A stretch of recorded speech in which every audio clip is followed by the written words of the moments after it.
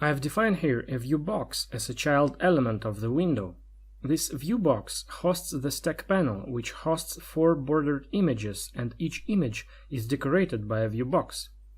The outer ViewBox uses default values for stretch and stretch direction properties.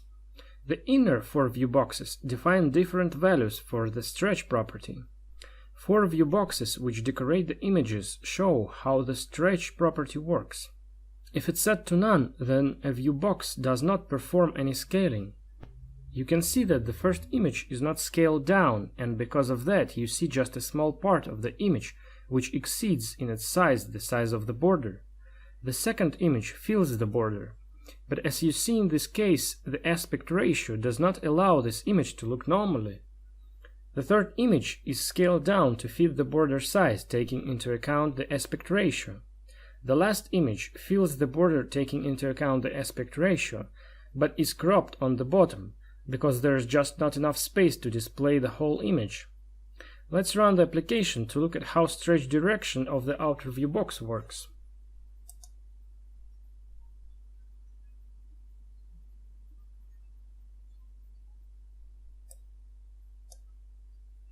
When I shrink the window, the stack panel gets scaled down. When I make the window bigger in size, the stack panel gets scaled up.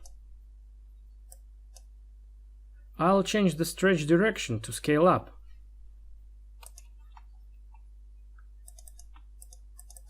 And then we will run the application. Now let's run the application. Now when I shrink the window, the stack panel becomes cropped.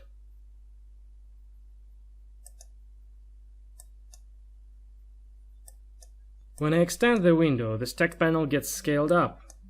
Okay, let's see how the down-only option works.